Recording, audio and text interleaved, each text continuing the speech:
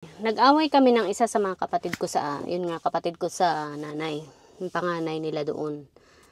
Yun. Dahil nainis ako, dahil sa pagkakasabi niya, para bang kailangan sagot ko pa rin sila, para lang tulungan si nanay, para lang may kapalitan sa ospital. Nabuisit ako. Sabi ba naman syempre, kasi naubos nga agad yung perang padala ko, 'di ba? Yun pala, kasi ginagamit sa dami namin mga magkakapatid. Kesyo daw ganyan, para daw makapunta siya sa ospital. Syempre, kailangan daw sagutin yung pamasahe at pangkain nila. Samantalang may trabaho naman siya. Nagtatrabaho siya sa bahay. Well, yung nagtitinda lang na kung ano-ano. Pero ibig ko sabihin, dati na naman ganun yung buhay nila. Nakaka-survive naman sila. Tapos biglang ngayon, hindi na makasurvive dahil nagpapadala nga ako ng pera pang gastos si nanay. So, nainis ako. Tapos, sabi niya syempre, pera din naman ang kailangan pagpunta doon kay nanay, sabing ganyan. Kaya yun nga, kailangan daw sagutin nga namin yung pamasahe niya, pangkain nila, sabi niya ganun. Tapos sabi ko, ano? O sige, padadaliin ko na lang ang buhay, sabi ko sa kanyang ganun. Ako, bibigyan kita ng solusyon, sabi ko sa kanyang ganun. Ganito na lang. Sabi ko sa kanyang ganun. Sinabi ko naman ng maayos yun. Huwag ka na lang kayang tumulong para maging madali ang lahat sa atin. Sabi kong ganyan. Total, marami naman silang nagtutulong-tulong doon Sabi kong ganyan. Pero hindi lang siya yung walang trabaho.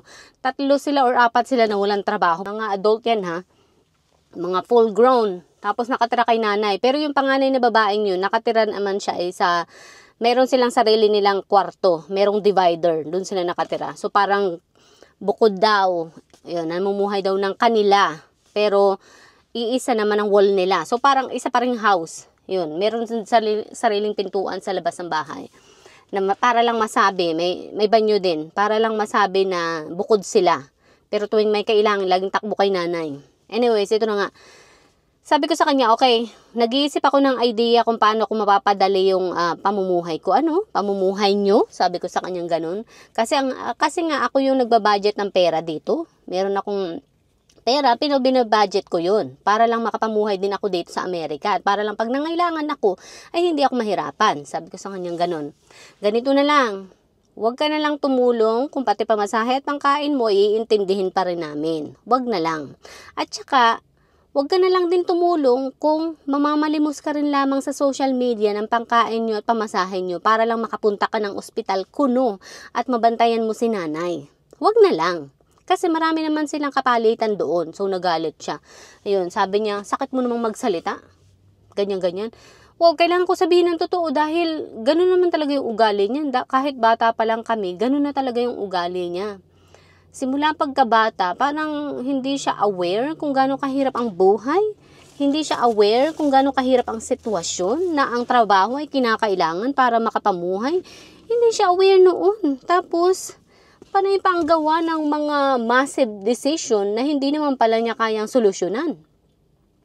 Akalain mo, yun nga, sabi ko nga, hindi siya nagtrabaho for 12 years nung nandun siya sa tumboy niya.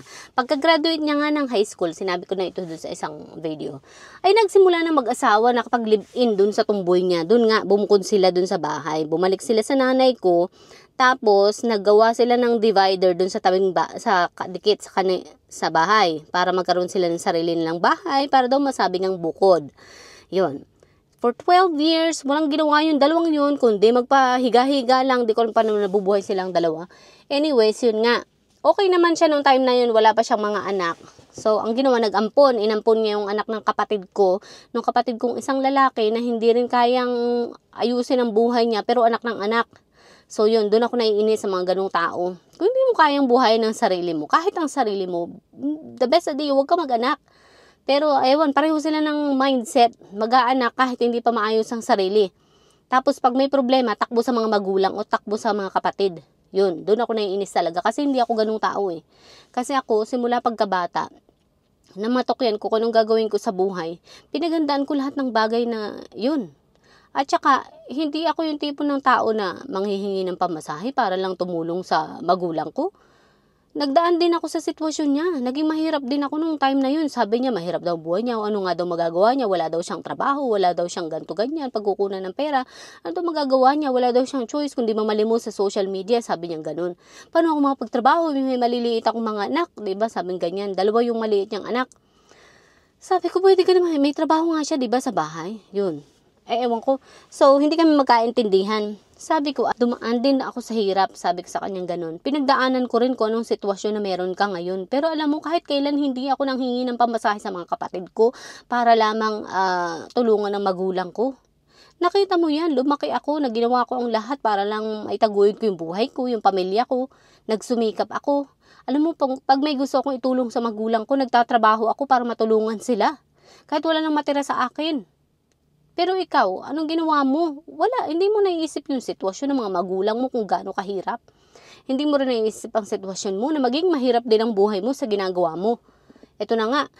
Pagkatapos mag-ampon, ay nag-anak pa ng 2. Tapos yung napangasawa niya, ay dami ding anak sa ibang babae na sinusustentuhan pa rin yun. Siyempre, kaya sabi ko, oh my God, nasaan ang pag-iisip nitong babaeng ito?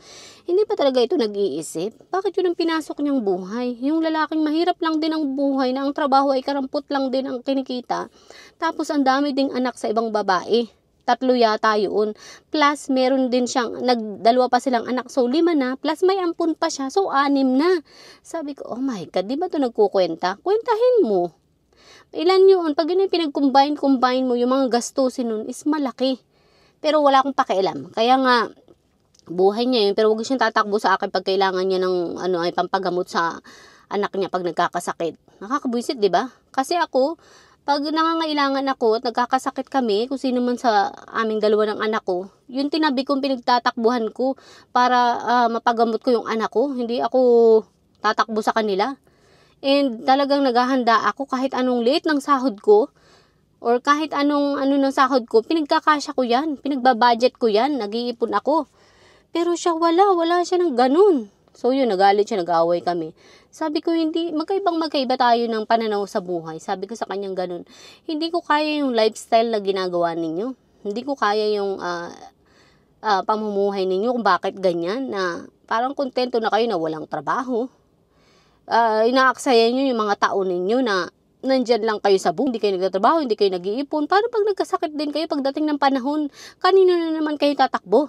Yun. So yun, hindi sila marunong sa buhay talaga. Kaya yun, nag-away kami at wala, hindi kami nagkasunduan. Kaya sabi ko, my God. Tapos pagdating ng mga pangangailangan, wala na naman silang magawa sa buhay nila. Yun. Kaya talagang, yun nga, nasa desisyon. Yun, inis na inis ako. Inatake ako ng anxiety. Simula nang ma-hospital si nanay, ang anxiety ko ay talagang ang taas. Hanggang ngayon ay may anxiety ako, hindi pa nawawala. Diyos ko, ang hirap nilang tulungan. Tapos syempre gastos din ang bawat galaw doon sa Pilipinas, lalo na kapag ang dami nyong magkakasama, pamasahe na lamang, wala naman silang sasakyan.